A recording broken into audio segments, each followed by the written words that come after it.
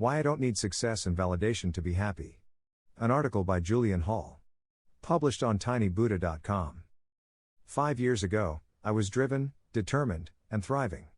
I was in the middle of a career in financial services that had started in sales, led to management, and, at that point, had me pushing myself and competing, as a director, in the retail banking business. I was proud of what I had achieved, and what I intended to achieve. I had the trappings of success, as I saw them: the house, the car, the salary, and the job title that reflected my level of achievement. And I had a huge and very sensitive ego to accompany all of this. When I refer to my ego, I really mean that my self-esteem was dependent upon my accomplishments. I perceived that the external and visual signs of success were directly linked to the person I was inside. Then, one day, I heard a voice saying, "You must leave, you have to get out of this place." Now, before you imagine that I was hearing things, I'll add that this was my boss. He was telling me that the company was in a change process, and I was one of the casualties. At that moment, I saw my career leave the room, out the window, with my self-esteem jumping after it.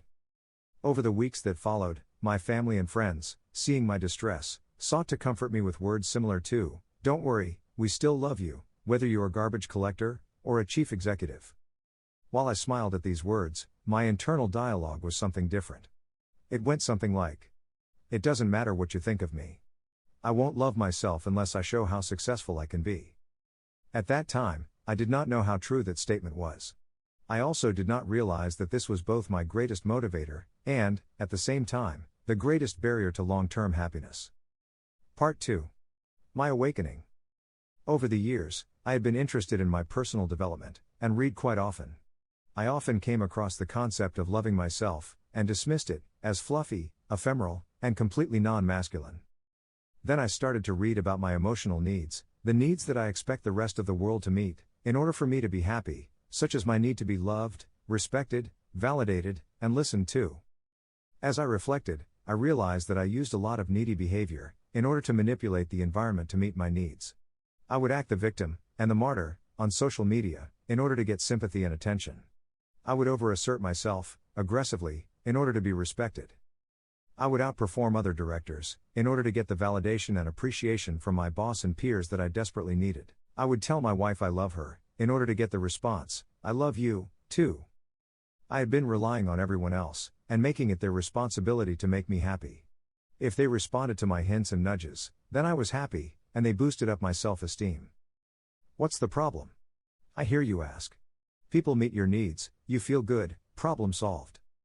Here's the issue: unhealthy self-esteem is like a monster that grows the more you feed it. A 4-bedroom detached house, with a double garage, once achieved, becomes too small, and you need a 5-bed, with a pool of course. Job title inflation becomes the norm, and you must upgrade the ultimate status symbol, the car, as often as possible. Soon, I get to the point where telling me you love me is not enough. You have to prove it, and guess what? The more you prove it, the more you have to. Every effort, thought, and gift has to be better than the last one, otherwise, you obviously don't care. Those of you imagining this as a caricature, please examine your own behavior. What little tactics and strategies do you use to get the attention you crave? How do you manipulate your environment to get your needs met? So what changed for me? I slowly started to take responsibility for my happiness and meeting my own needs. I started to like myself, and moved on to respecting myself, and I eventually lost my reliance upon others for validation. As I started this slow transformation, a funny conundrum revealed itself to me. When I used to demand respect, validation, and love, I never got enough of them. As I started to respect myself, I found others respected me more, and now I have an abundance of respect, love, and validation. Does that sound smug? I hope not. By taking responsibility for my needs, I am now able to have healthy, giving relationships that are not based upon giving in order to receive.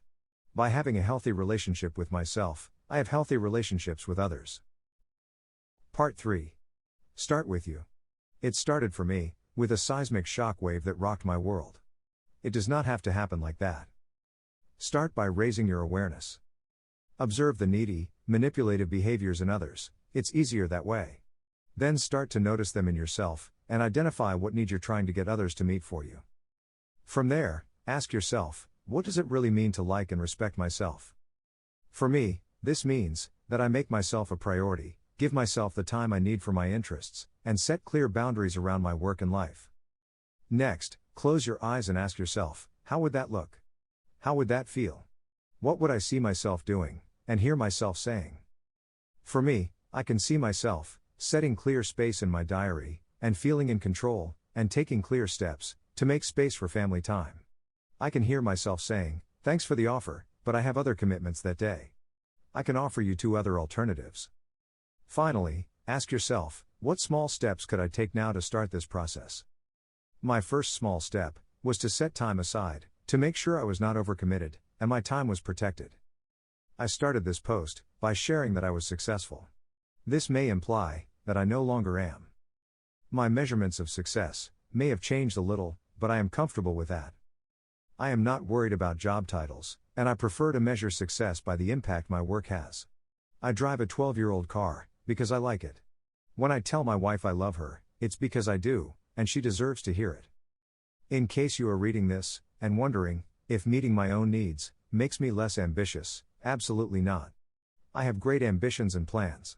Whether those ambitions and plans are successful or not will not be a factor in my happiness. To put it another way, I am happy, and will be, whether or not I realize my plans and aspirations.